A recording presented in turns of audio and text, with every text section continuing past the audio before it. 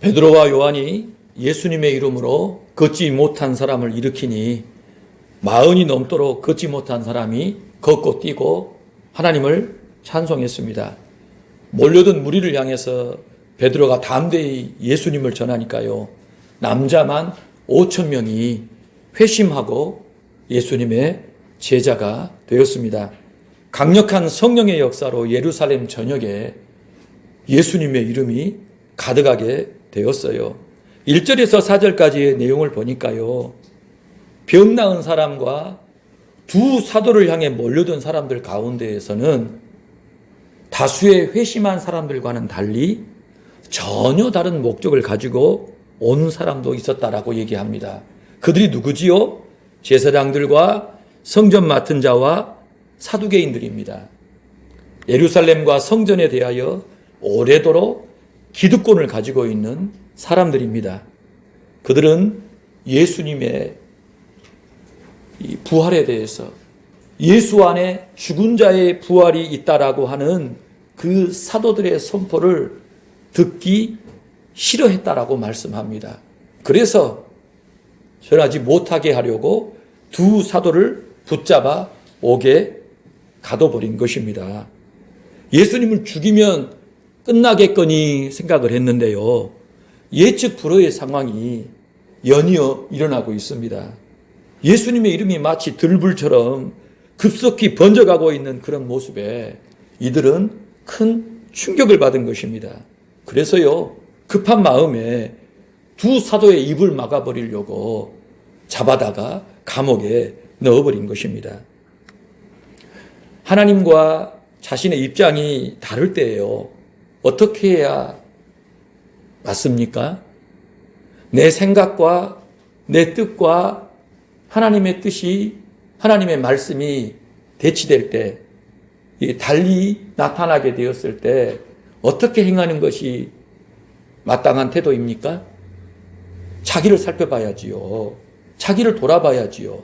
그래서 하나님의 뜻을 따르는 쪽으로 나가야 되는데, 지금 이 사람들은요, 예루살렘과 유다 전역에서 오래도록 권세를 가지고서 백성들을 좌지우지하는 사람들입니다. 누구보다도 하나님을 잘 섬기는 사람들입니다. 성경을 잘 안다라고 하는 사람들이에요. 그런데 놀랍게도 이 사람들이 복음에 더 없는 대적자로 지금 나타났고, 그 성격을 더 분명하게 내보이고 있는 그런 상황이 되어버린 것입니다. 성경과 하나님의 원수로 지금 자신들이 존재하고 있다는 사실을 까마득히 모르는 상태로 하나님 앞에 큰 죄를 범하고 있는 것입니다. 저도 그렇고요, 여러분도 그렇고요, 하나님 앞에서 내 영혼을 살필 수 있어야 합니다. 자기의 영혼을 살피고 지금 내가 서 있는 자리를 살피는 지혜가 있어야 해요. 특별히 성탄의 시간들, 연말 연시의 시간을 보낼 때에는요, 각별히 조심해야 합니다. 지금은 성탄이 극악한 범죄의 시간으로 전락해 버렸어요. 성탄 맞이해서 사람들이 얼마나 많은 죄를 짓고 있는지 모르겠어요. 하나님께서는 하늘에서 통탄하실 것 같아요. 이러라고 아드님 보내신 게 아니잖아요. 그런데 인생들이 성탄을 먹고 마시고 취하고 즐기는 날로 죄를 위하여 이 땅에 오신 그 하나님의 희생에 대해서 생각하지 않고 오히려 더 많은 죄를 짓는 날로 성탄이 변해버린 것입니다. 예수 믿는 저와 여러분은, 특별히 주안의 교회 성도들은요, 성탄의 시간, 연말 연시를 거룩하게 지내겠다, 그 어느 때보다도 더 특별하게 하나님 앞에서 지내겠다 결단하시기를 주의 이름으로 축복합니다. 아멘. 우리 옆에 계신 분들과 함께 서로 보내드리겠습니다. 경건하고 거룩한 성탄 보냅시다. 아멘. 그러시길 축복해요. 자, 우리 5절부터 7절까지 같이 한번 읽어보십시다. 이튿날 관리들과 장로들과 서기관들이 예루살렘에 모였는데 대제사장 안나스와 가야바와 요한과 알렉산더와 및 대제사장의 문중이 다 참여하여 사도들을 가운데 세우고 묻되 너희가 무슨 권세와 누구의 이름으로 이 일을 행하였느냐. 날이 밝으니까요, 관리들, 장로들, 서기관들이 예루살렘에 모여들기 시작합니다. 대제사장 안나스, 가야바, 요한, 알렉산더, 그리고 대제사장의 집안 전체가 다 모인 거예요. 여러분, 안나스와 가야바가 누구냐면요, 예수님을 십자가에 못 박아 죽인 장본인들입니다. 안나스, 가야바. 그리고 알렉산더, 요한은요, 그 후임자들입니다. 명실상부 예루살렘 최고의 권력자들이 지금 대거 모인 거예요. 집안 전체가 다 모인 겁니다. 예수님 십자가에 못 박아 죽일 때보다 더 많은 사람들이 모여가지고 지금 이 문제를 처리하기 위해서 지금 머리를 맞댄 것입니다. 그러니까요, 지금 제자들이 태어나면서부터 걷지 못한 이 사람을 고쳐버린 이 사건이 굉장히 중요한 사건이라는 것. 그들이 볼 때는 이거 내버려둬서는 안 되겠구나. 당장 모여서 처리해야만 될 중요한 사안으로 인식했다라고 하는 것을 저와 여러분이 알 수 있지요. 자, 그들이 모여서 뭐라고 신문을 합니까? 너희가 무슨 권세와 누구의 이름으로 이 일을 행하였느냐? 누가 너희더러 성전 미문에 앉아있는 나면서부터 걷지 못한 이 사람을 고치게 했냐? 그리고 너희가 도대체 어떤 권세를 가지고 예수님을 전했냐 이거예요. 5천 명이나 된 사람들을 회심시켰냐 이거예요. 누가 그렇게 하라 하디? 지금 그렇게 따지는 것입니다. 이 말은 무슨 얘기입니까? 성전에서 병자 고치고 성전에서 예수님을 전한 거, 하나님 말씀을 전하는 것에 대한 권한이 누구에게 있다? 자기들에게 있다라는 것입니다. 오래도록 유대 사회를 장악하고 있는 사람들, 그 어떤 것도 자기들의 허락이 아니면 안 되는 거예요. 그러니까요, 그들은 하나님 앞에 중대한 범죄를 계속 저지르고도요, 다 패스되는 겁니다. 누구도 함부로 말할 수가 없어요. 자신들이 법 자체가 되어버린 사람들이에요. 다른 사람에 대해서는 이러쿵 저러쿵 이야기하고 심지어 십자가에 못 박아 죽이기까지 하면서도 자신들의 그 극악한 죄에 대해서는 다 덮어버리고 무시해버리고 아무렇지도 않게 권세를 누리며 떵떵거리며 살아가는 사람들입니다. 그 집안 전체가 다 모여가지고 이제 두 사도를 죽이겠다라고 따지고 있는 것입니다. 여러분, 이쯤 되면은요, 두 사도가 지금 상황이 어떻다라는 것을 알았겠지요. 그러지 않겠습니까? 자, 마태복음 26장을 볼까요? 예수님께서 이 사람들에 의해서 신문을 당하실 때의 상황이거든요. 대제사장이 이 가야바가 예수님께 뭐라고 합니까? 내가 너로 살아계신 하나님께 맹세하게 하노니 네가 하나님의 아들 그리스도인지 우리에게 말하라. 너 하나님의 아들이냐라고 물어보는 거예요. 정확한 고백 아닙니까? 표현 아닙니까? 예수님께서 네가 말하였다. 맞다라고 얘기하신 거예요. 그러나 내가 너에게 이르노니 인자가 권능의 우편에 앉아 있는 것과 하나님 우편에 앉아 계신다라는 것입니다. 하늘 구름을 타고 오는 것을 너희가 볼 것이다. 그렇게 성경이 증언하고 있는 하나님의 아들이 이후에 재림하실 때 있을 일들을 증거하시니까요. 어떻게 반응합니까? 이에 대제사장이 자기 옷을 찢으며 그가 신성모독하는 말을 하였으니 어찌 더 증인을 요구하리요? 보라, 너희가 지금 이 신성모독하는 말을 듣었도다. 너희 생각은 어떠하냐? 그랬더니 모여있는 자들이 그는 사형에 해당한다. 예수의 얼굴을 침을 뱉습니다. 주먹으로 칩니다. 손바닥으로 때립니다. 그러면서요, 우리에게 선지한 노릇을 해봐라. 너를 친 자가 누구냐? 그렇게 조롱했던 것입니다. 여러분, 하나님께서 맡겨주신 그 중요한 권세, 그 직분, 그 물질을 가지고요, 하나님이 사람이 되시니까요, 그분을 대적하고 죽이는 방향으로 악랄하고 집요하게 그분을 모욕하고 저주하며 신문하는 방향으로 숨통을 끊어놓는 방향으로 진행하는 이 종교인들의 모습들을 저와 여러분이 만나는 것입니다. 여러분 원래부터 이랬을까요? 이들도 하나님을 섬기고 있잖아요. 그렇게 예배하고 있잖아요. 그런데요, 성경을 다 알고 있음에도 불구하고, 기도하고 있음에도 불구하고, 백성을 가르치고 있음에도 불구하고 정작 말씀대로 하나님이 나타나시니까요, 이와 같이 그분의 원수로 대적자로 행하고 있다는 것입니다. 오늘 저와 여러분도요, 우리의 심령을 살피지 않으면요 얼마든지 이룰 수 있다는 것을 알아야 합니다. 내 심령에 들어온 죄를 날마다 깨끗하게 하지 않으면은, 죄와 싸우는 일을 우리가 하지 않으면은요, 죄가 익숙해지게 되면, 그 익숙한 상태가 깜깜하게 굳어지게 되면, 자기 하나님 잘 섬기는데, 할 것 다 하고 있는데 하나님을 혁혁히 대적하고 원수짓을 할 수 있는 그런 사람이 될 수 있다는 거, 저와 여러분들 두렵게 생각해야 합니다.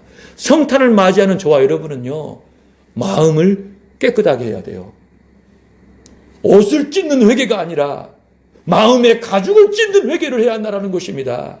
내 마음이 죄에 물들지 않도록, 죄에 굳어지지 않도록, 육신의 정욕과 안목의 정욕과 이생의 자랑에 내 마음이 익숙해져서 몸만 하나님 섬길 뿐이지 마음은 세상을 사랑하고 세상을 즐거워하고 세상을 쫓아가 버리는 그런 상태가 되지 않아야 한다는 사실입니다.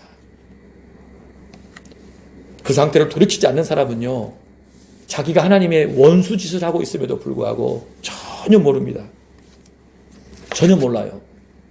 잘하고 있다는 겁니다. 예배드리고 있대요. 기도하고 있대요. 성경 보고 있대요. 마음을 돌이키시길 주의 이름으로 축복합니다. 자, 여러분, 베드로는요, 예수님이 신문당하실 때 두려워가지고 3번 부인하지 않았습니까? 그런데 5절에서 7절 지금 이 상황을 볼 때 이제 앞으로 베드로가 어떻게 대답할지 궁금하지 않습니까? 그렇죠. 과연 베드로가 어떻게 반응할 것인가? 제가 곰곰이 묵상을 해보는데요, 아마도 베드로는요, 그날 밤에 감옥 안에서 잠을 못 잤을 거예요. 요한하고. 어떻습니까? 이제 잡혔어요. 다음날 공회가 열릴 터인데 코 골고 잤을까요? 아니요. 기도했을 거예요. 주님 앞에, 지금 한참 뜨거울 때잖아요. 밤이 새도록 하나님 앞에 기도했을 것 같아요. 그리고 그 사실을 알게 된 교회도 두 사람을 위하여 기도했을 것입니다. 어떻게 해달라고요? 성령 충만하게 해달라고, 이 상황을 극복할 수 있게 해달라고 기도했을 것입니다. 자, 8절부터 우리 12절을 같이 한번 읽어볼까요? 이에 베드로가 성령이 충만하여 이르되, 백성의 관리들과 장로들아, 만일 병자에게 행한 착한 일에 대하여 이 사람이 어떻게 구원을 받았느냐고 오늘 우리에게 질문한다면, 너희와 모든 이스라엘 백성들은 알라. 너희가 십자가에 못 박고 하나님이 죽은 자 가운데서 살리신 나사렛 예수 그리스도의 이름으로 이 사람이 건강하게 되어 너희 앞에 섰느니라. 이 예수는 너희 건축자들이 버린 돌로서 집 모퉁이의 머릿돌이 되었느니라. 다른 이로서는 구원을 받을 수 없나니 천하 사람 중에 구원을 받을 만한 다른 이름을 우리에게 주신 일이 없음이라 하였더라. 베드로가 어떠했다고요? 성령이 충만했다. 베드로가 성령이 충만하여 똑 부러지게 얘기한 겁니다. 나면서부터 걷지 못한 이 사람이 걷게 된 것은 누가 한 일이다? 예수님이 행하시다. 예수님이 행하신 것이다. 나사렛 예수 그리스도의 이름이 이 사람을 낫게 했다라고 밝힙니다. 아멘. 그 예수님은 너희가 십자가에 못 박아 죽였지만 하나님이 다시 살리셨다라는 거예요. 그분이 살아계셔서 그분의 이름으로 행하는 우리에게 이 위대한 역사를 일으키게 행하셨다라고 말씀하고 있습니다. 바로 부활하신 예수 그리스도가 너희 건축자들이 버린 돌로서 집 모퉁이의 머릿돌이 되신 분이시다. 시편에 나와 있는 그 고백이거든요. 너희는 예수 그리스도를 못 박아 죽였는데 그분은 이제 하나님의 성전의 모퉁이 돌이 되셨다라고 그렇게 증거한 것입니다. 예수 그리스도 외에 하나님께서 구원을 받을 만한 다른 이름을 우리에게 주신 일이 없다라고 담대히 증언한 것입니다. 여러분, 이전과 확 달라진 베드로를 만나지 않습니까? 사내들인 공에 최고의 권력자들이 다 모여가지고 지금 내뿜고 있는 이 죽음의 공포, 위협, 이 살기를요 전혀 느끼지 못하는 것 같아요. 베드로가요. 그렇죠? 왜 그런 겁니까? 성령이 충만하니까. 성령이 충만하니까요.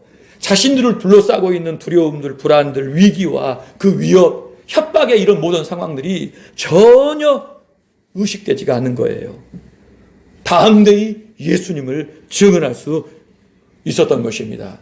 오늘 저와 여러분에게 정말 필요한 게 뭘까요? 우리는 수도 없이 두려움을 빠지지 않습니까? 이게 걱정이 되고 저게 걱정이 되고 이게 두렵고 이게 무섭고 사람이 무서워요. 환경이 두려워요. 이렇게 되면 어떻게 할까? 여러분, 성령이 충만하면은요 두렵지가 않아요. 성령이 충만하면 두렵지가 않습니다. 오늘 저와 여러분 지금 누구 품 안에 있는 것입니까? 하나님 품 안에 있는 겁니다. 예수 그리스도를 믿음으로 하나님의 생명싸기 안에 들어가 있는 인생이에요. 할렐루야. 예수 믿었다, 성령을 모셨다라고 하는 것은 성삼위 하나님이 품고 계시는 인생이라는 얘기입니다. 누가 우리를 건듭니까? 누가 우리를 대적하냐 이거예요. 그 어떤 권세든 그 어떤 권력이든 그 어떤 두려운 상황이든 결단코 우리를 해할 수 없습니다. 하나님이 지켜주시고 돌봐주시고 인도하시기 때문이라는 거예요. 성령 충만해야 이 확신을 붙잡고 저와 여러분이 담대히 행할 수 있을 줄로 믿습니다. 아멘. 성령 충만함 받으시길 주의 이름으로 축복합니다. 성령 충만해야 진짜 맛을 내는 현저한, 눈에 띄게 현저한 예수님의 증인이 될 수 있습니다. 우리가 이 땅을 살아가는 중요한 이유와 목적이 뭐냐? 딱 한마디로 얘기하면요, 예수 증인입니다. 예수 증인으로 우리는 이 땅에 존재하고 있거든요. 목사님, 저는 아닌데요. 여러분 생각입니다. 그것은요. 성경은 명명백백히 그 얘기를 하고 있어요.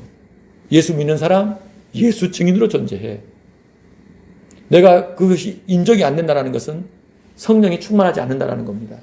성경을 지금 거부하고 있는 걸 배우지 않고 있거나 부인하는 것입니다. 예수 증인의 삶을 살아가는 것이 주님의 뜻이에요. 현저한 예수의 증인이 되기 위하여 기도하고 훈련받아야 합니다. 그 사람에게 상이 주어지는 거예요.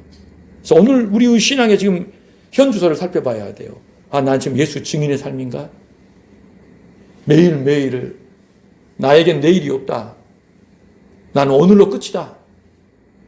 나 오늘 주님 섬기며 주의 증인으로 살다가 주님이 부르시면 간다.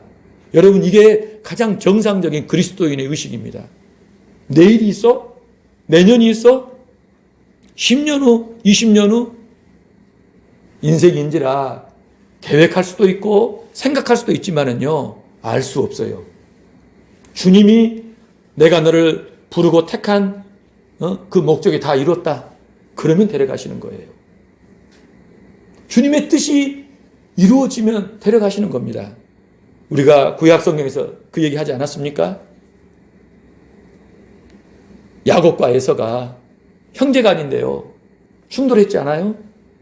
에서가 가나안 여인들 데려다가 아내 삼고 또 이스마엘의 딸을 아내 삼습니다. 하나님의 기업을 이어받을 야곱은요, 외산촌집에 가 있어요. 며칠 있다 돌아올 줄 알았더니 한 해가 가고 두 해 가고 20년이 지납니다. 아버지는 죽을 줄 알고 아들들에게 축복하지 않았습니까? 여러분, 하나님께서 이삭 다음에 야곱을 통하여 그 땅을 물려받게 하시기 위하여 행하신 일이 무엇입니까? 자기는 눈이 안 보이고 더는 못 살겠다 싶어가지고 축복 기도를 하지 않았어요, 이삭이? 죽을 줄 알았다 이 말입니다. 그랬는데 하나님께서는요, 그를 20년 동안 연명하게 하십니다. 그의 생명을 20년을 늘려놓으신 거예요. 왜요? 하나님의 뜻이 이루어지지 않았기 때문에. 그를 통해서 반드시 이루어야만 될 하나님의 뜻이 있는데 그 뜻이 이루어지지 않으니까요. 하나님께서 생명까지도 늘려놓으셔서 그 일이 이루어질 때까지 그를 호흡하게 하신 겁니다. 아멘. 이 사건은 오늘 저와 여러분에 동일하게 적용되는 거예요. 아, 내 몸이 이러니까, 내 상태가 이러니까, 나는 이제 얼마 안 남았구나. 나는 몇 년이구나. 착각하지 말라는 얘기입니다. 하나님께서 각인에게 맡기신 사명이 다 되면 가는 거예요. 이거는 선교사님들, 목사님들이 하는 얘기가 아니라 예수를 주로 모신 사람이면 늘 그 의식을 가지고 살아야 해요. 하루를 보내고 잠자리에 들을 때 주님 감사해요. 오늘도 주의 증인으로 주님과 함께 생활하게 하심을 감사합니다. 모든 영광 주께 돌립니다. 잠들었을 때 눈 떠보니 주님이 나를 맞아주시면 내가 낙원에 이르렀구나. 눈을 떴는데 방 안이면 어떻게 해요? 새날을 주셨구나. 나에게 사명이 오늘도 주어졌구나. 예수 증인으로 살라고 나에게 하루를 주셨구나라고 받아들이는 것입니다. 아멘. 여러분, 주안의 교회는요, 이걸 철저하게 훈련할 것입니다. 매일 예수의 증인으로 언제까지? 주님 만날 때까지, 주님 앞에 설 때까지 그렇게 살아야 될 줄로 믿어요. 베드로가요, 성령이 충만하니 두려움 없이 담대히 이와 같이 선포했던 것입니다. 자, 13절부터 보시기 바라요. 베드로와 요한이 담대하게 말함을 보고 그들이 본래 학문 없는 범인으로 알았다가 이상히 여기고 전에 예수와 함께 있던 줄도 알고 병 나은 사람이 그들과 함께 서 있는 걸 보고 비난할 말이 없는지라 명하여 공회에서 나가라 하고 서로 의논하여 이르되 이 사람들을 어떻게 할까? 그들로 말미암아 유명한 표적 나타난 것이 예루살렘에 사는 모든 사람에게 알려졌으니 우리도 부인할 수 없는지라. 이것이 민간에 더 퍼지지 못하게 그들을 위협하여 이후에는 이 이름으로 아무에게도 말하지 말게 하자 하고 그들을 불러 경고하여 도무지 예수의 이름으로 말하지도 말고 가르치지도 말라 하니. 무식갱이들인 줄 알았더니 담대히 성경을 증거하는 걸 보고 깜짝 놀라버린 겁니다. 그래서요, 비난할 말도 할 수가 없고 신문할 거리가 없는 거예요. 그래서 내보냅니다. 공회에서 나가라. 그래 놓고 자기들끼리 머리를 맞대고 뭐라 그래요? 야야야야야, 큰일 났다. 예루살렘에 있는 모든 사람들이 이 엄청난 이적을 다 봤지 않느냐? 우리도 부인할 수 없다. 더는 퍼지지 못하게, 예수 이름이 퍼지지 못하게 다시는 이 이름으로 말하지 말게 하자라고 결론을 내린 겁니다. 그래서 두 사도를 불러다가 니들 도무지 예수의 이름으로 말하지도 말고 가르치지도 말라, 그렇게 협박을 했던 것입니다. 여러분, 자기들이 죽였잖아요, 예수님을. 그렇죠? 부정한 방법으로, 불법한 방법으로 죽였잖아요. 이제 그 죄가 막 드러나는 거예요. 예수님의 부활이 막 나타나는 거예요. 사람의 능력으로 할 수 없는 일들이 막 나타나는 걸 보고 자기의 죄들이 막 드러나려고 하니까 어때요? 그거 막 꽉꽉 누르고 있는 것입니다. 예? 여러분, 마치 콜라를 사가지고요, 흔든다고 생각을 해보세요. 그럼 어떻게 됩니까? 터져 나오려고 하잖아요. 예? 결국 어떻게 해요? 터져버립니다. 터져버리는 거예요. 지금 이와 같은 상황이에요. 예수 그리스도의 부활, 성령의 역사를 누가 막습니까? 그런데 이 약한 자들이 막겠다고요, 꽉꽉 누르고 있는 것입니다. 예? 사람이 자기 죄를 감추려고 하면은요, 마귀의 노예가 되는 거예요. 자기 죄를 한 번, 두 번 감추잖아요. 그러면 죄가 더 커져요. 그래서 이 마귀가 정말 마음껏 쓸 수 있는 하나님의 원수로 충성하는 인생이 되는 거예요. 지금 이들이 그와 같은 상황으로 지금 더 나아가고 있는 걸 보게 되는 겁니다. 죄가 들어올 때는 즉시 끊어야 합니다. 빨리 처리해야 되는 거예요. 문제가 더 커지기 전에, 깊어지기 전에, 확산되기 전에 빨리 처리하고 깨끗하게 해야 되는 거예요. 하나님이 심판자시기 때문에 하나님이 기뻐하시는 길로 나아가야 될 줄로 믿습니다. 자, 이제 이들이 지금 겁없이 하나님과 그분의 기름 부으신 그리스도에게 원수가 되어가지고 지금 더 악한 길로 치닫고 있는데요. 우리가 구약성경 한번 봐볼까요? 심판하시는 하나님이 어떤 분이신가 이 구약성경이 등장하고 있어요. 자, 잠언 15장 3절 한번 읽어볼까요? 여호와의 눈은 온 곳을 둘러보시며 악한 자와 선한 자를 감찰하시느니라. 욥기를 한번 볼까요? 욥기 34장 21절로 25절이에요.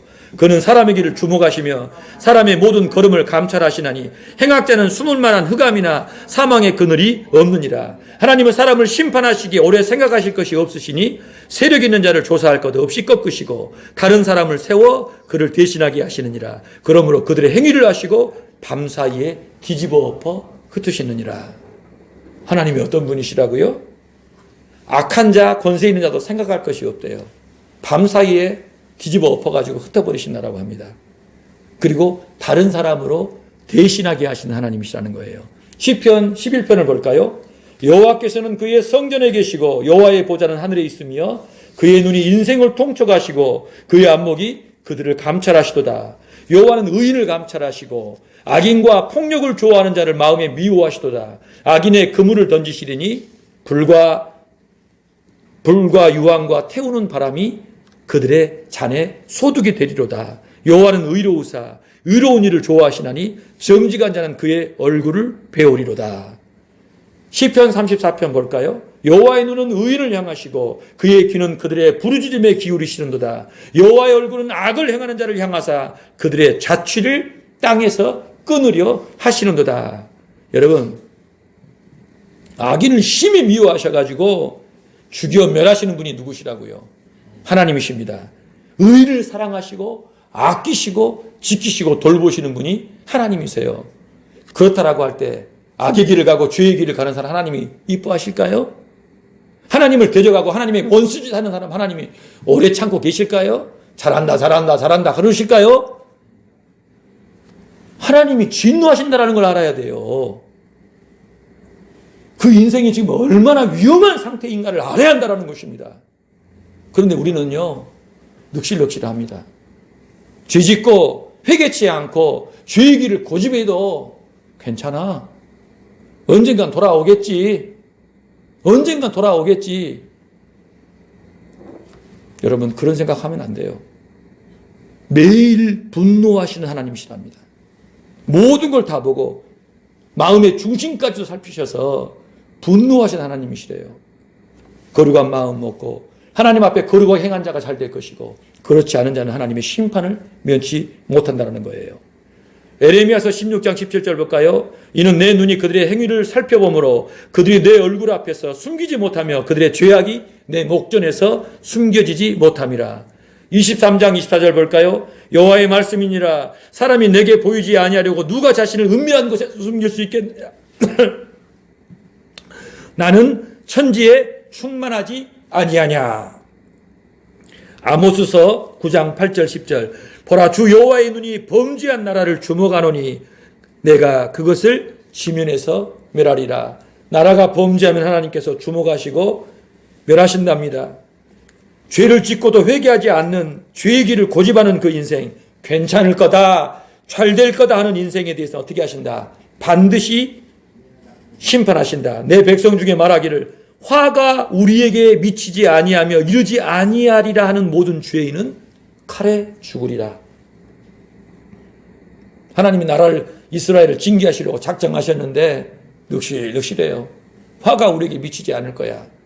그런 사람들 하나님이 들어보시고 칼에 죽이신답니다. 여러분, 하나님이 두려우심을 알아야 돼요. 아, 이거 구약의 하나님이잖아요. 아니요. 구약과 신약이 동일하다는 거예요. 동일하신 하나님이라는 거예요. 죄 지으면 즉각 회개하고 하나님의 뜻대로 행하는 것이 살 길인 줄 믿습니다. 자, 오늘 본문 19절부터 22절에 보니까요. 그들이 뭐라고 얘기해요?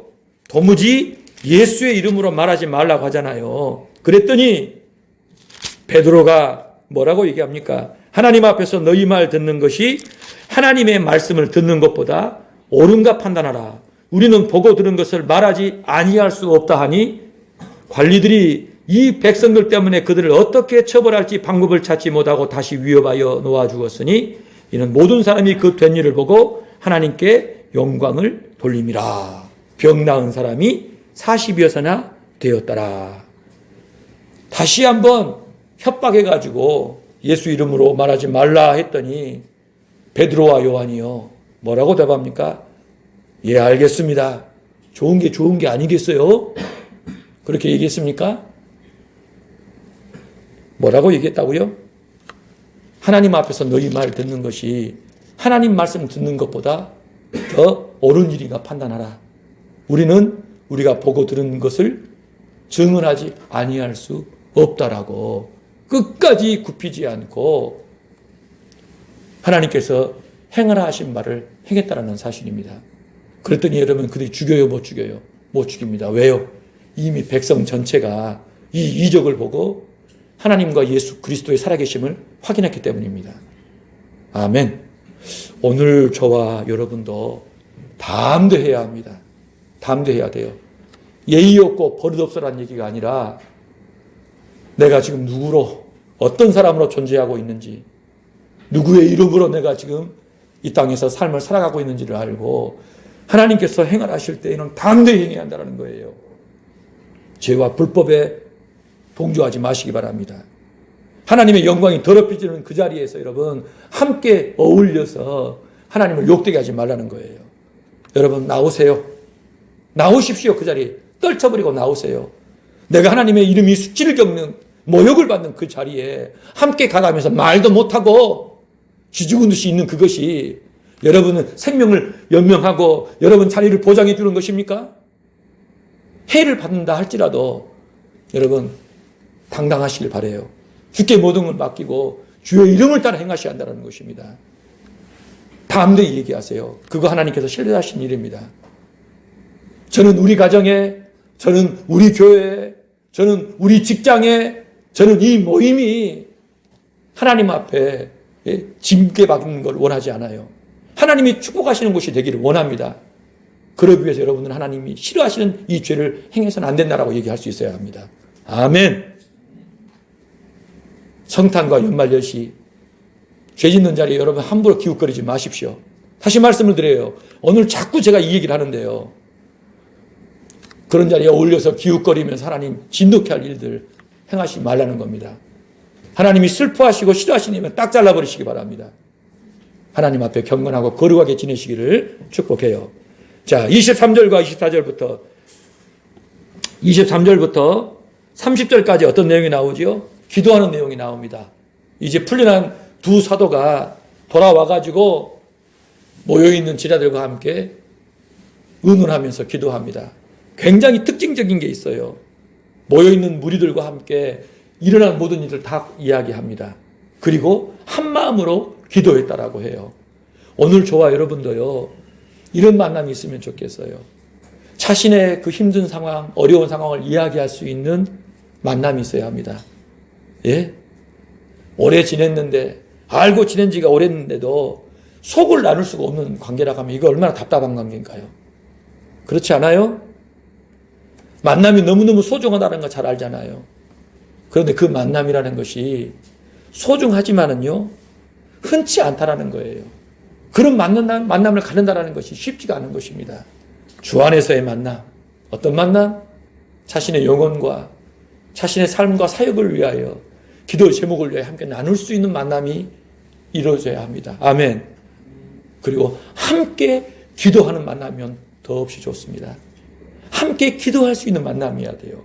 한 마음으로 한 뜻을 가지고 기도할 수 있는 사람이 있어야 돼요. 나이 차이가 있더라도, 성별이 좀 다르더라도, 사는 모습이 좀 다르더라도 함께 뜻을 나누고 기도할 수 있는 만남이면 더없이 좋은 만남인데 지금 초대교회는요, 이와 같은 만남이었다라는 사실을 보게 되는 거예요.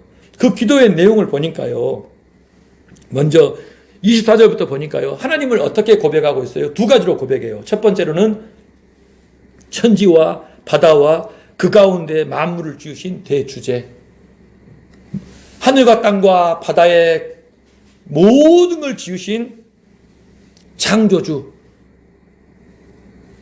바로 하나님을 그렇게 고백합니다. 두 번째로는요, 열방과 족속, 세상과 세상의 군왕들과 관리들이 헛된 일을 꾀하여 대적하고 있는 분으로 하나님을 고백하고 있지요. 두 가지로 고백한 거예요. 창조주 하나님. 두 번째로는 이 세상이 군왕들이 관리들이 어리석게도 감히 뉘신 줄도 모르고 대적하고 있는 분으로 고백하고 있는 것입니다. 그렇지요. 그러니까 여러분, 우리가 두려울 때, 낙심될 때, 세상이 무서울 때 뭘 생각을 해야 돼요? 하나님의 백성, 하나님의 교회를 대적하는 자는 누구를 대적하는 것이다? 하나님을 대적하는 것이다. 하늘과 땅과 바다와 그 안에 모든 것을 지으신 그 하나님을 대적하는 것이다. 감히 뉘신 줄도 모르고 그분을 대적하고 있는 것으로 저와 여러분이 이해해야 되겠다는 것입니다. 그렇죠? 그리고 헤롯과 본디오 빌라도가 이방인, 유대인 모아가지고 예수님을 대적하고 교회를 대적하고 있다라. 그러기 위해 예루살렘에 지금 모여있다라고 하는 것입니다. 여러분, 세상의 성격이라는 것이 시간이 갈수록 그렇게 변해갑니다. 시간이 갈수록. 그러니까 여러분, 지금 우리가 뉴스에 주목하고 있잖아요. 이 정부 들어서서 어떻게 진행이 될까? 과거 정부는 어땠고 현 정부는 어떨 것인가? 앞으로 어떤 정부가 들어서야 될 것인가? 지금 세계 정세가 어떤가? 동북아 정세가 어떻게 되는가? 그 모든 상황을 볼 때 누구의 관점으로 봐야 한다는 거예요? 하나님의 관점으로, 말씀의 관점으로. 정치 세력이, 정치 권력이 어떤 식으로 이합집산이 되든지 간에 여러분, 그 성격과 방향이 예수 그리스도와 그분의 교회를 대적하는 쪽으로 진행한다면요, 하나님의 진노를 면하지 못한다는 거예요. 예? 예수를 안 믿어도, 하나님을 인정하지 않는다 할지라도 그의 진행하는 그 성격이, 그 방향이 하나님이 기뻐하시는 쪽으로, 말씀에 합당한 쪽으로, 그분의 교회를 섬기고 지지하는 쪽으로, 그분의 복음이 확정되는 쪽으로 진행하는 그런 권력이 아니라면 하나님이 진노하시고 멸하신다는 거예요. 그렇게 되도록 기도해야 되는 것입니다. 저와 여러분은 우리나라와 민족이 이 시대가 그 방향으로 나아갈 수 있기를 위하여 기도해야 한다는 것입니다. 아무쪼록 그러시기를 축복해요. 자, 그러면서요, 29절부터 30절을 보니까요, 마지막 기도로 뭐라 그럽니까? 교회를 지켜달라고, 위협으로부터 보살펴달라고 기도하고, 담대히 말씀 전하고, 병을 고치고, 표적과 기사를 예수 이름으로 행하게 해달라고 기도하고 있죠. 저는 이 부분에서 큰 감동을 받았어요. 와, 이 사람들 겁이 없구나. 두려움이 없구나. 위험이 몰려와도 그들은 굴하지 않고 어떻게 하겠다. 예수를 전하겠다는 것이 아니겠습니까? 병자 고치겠다는 것이 아니겠습니까? 표적과 기사를 행하겠다는 것이 아니겠어요? 아멘. 교회가 이러해야 합니다. 여러분, 하나님 말씀을 누구에게 전합니까? 예? 병을 고치는 것이 누구에게 해당되는 이야기입니까? 표적과 기사를 행하여서 누가 보라는 거예요? 영혼들에게, 사람들에게. 그러니까 무슨 얘기지요? 예수님 믿고 성령을 모신 교회, 제자는요, 멸망하는 이 세상 속에서 영혼을 죄에서 건져내기 위하여 예수님께 파송받았다라는 사실이에요. 내가 왜 세상에 존재하느냐? 내가 살고 있는 이유가 무엇이냐? 제가요, 예수님 인격적으로 만나기 전에 8살 때부터 고민했던 내용이 있었어요. 이 세상에 왜 존재할까? 나는 왜 살고 있을까? 그 고민이 여러분 중학교, 고등학교 때 계속됐어요. 누구도 답을 말해주지 않더라고요. 여러분 여쭤볼게요. 왜 살고 계세요? 여러분이 사는 이유 알고 계십니까? 예수 그리스도가 여러분의 이유인 줄 믿습니다. 예수님 믿고 예수님 전하기 위하여 성령 모시고 멸망하는 영혼들을 죄에서 건지기 위하여 나는 세상에 존재한다. 나의 호흡을 주관하시는 분이 누구시다? 예수 그리스도시다. 내 삶을 진행해 나가시는 분이 누구시다? 예수 그리스도시다는 거예요. 교회가 이것을 위해 존재하는 겁니다. 교회는 하나님 말씀 전하고 병 고쳐서 낫게 하고 표적과 기사를 예수의 이름으로 행하기 위하여 세상에 존재하는 거예요. 이 일을 진행해 나감에 있어서 가로막는 모든 방해물들을 기도로 돌파하여 물리치고 뛰어넘어서 이 사명을 완수하기 위하여 존재한다라는 사실입니다. 다시 한번 저와 여러분의 사명에 다시 한번 깊이 돌아보시고 견고히 붙드시기를 축복합니다. 31절 이제 기도를 마치니까요. 모인 장소가 진동해 버렸습니다. 그렇지요? 오순절 급하고 강한 바람처럼 성령이 임하시더니 이제 모여서 복음을 담대히 전하게 해달라고 기도하는 그 장소가 성령의 강림하심으로 역사하심으로요 흔들거린 겁니다. 지진이 난 게 아니라 성령의 역사로 그곳이 진동을 하게 된 거예요. 강력한 성령의 역사, 그들이 성령의 충만함을 받아 예수의 복음을 전했다, 그렇게 말씀하는 거예요. 오늘 저와 여러분이 사도행전 4장 이 후반까지의 말씀을 함께 나누는데요, 공회 앞에 선 사도들이 얼마나 담대했는지를 만나게 됩니다. 그들이 풀려나서 함께 모여 한 마음으로 기도하고 담대히 전하는 교회의 모습을 보게 돼요. 아멘. 과연 무엇이 그들을 그토록 담대하게 만들고 용맹스럽게 만들었는가? 여러분, 오늘 우리 자신과 함께 돌아봐야 될 문제입니다. 나는 과연 지금 예수 믿는다라고 하는데 내 지금 신앙의 현수는 과연 어디인가? 나는 지금 안주하고 있지는 않은가? 성경은 지금 이 삶을 우리에게 촉구하고 있는데 나는 이건 성경 이야기지. 이 사람들이 그렇게 믿는 것이고 난 지금이 좋아. 이렇게 내 삶이 있고 교회 생활에 따로 있고 나를 위한 행복과 성공을 추구하고 내 안정을 구하는 삶이 있고 교회 가면 또 교회의 식대로 따르는 삶이 좋아. 혹시나 그렇게 생각하고 있다면 여러분 크게 지금 오판하고 있는 거예요. 예수 위에 살아야 합니다. 예수가 우리가 사는 이유 목적입니다.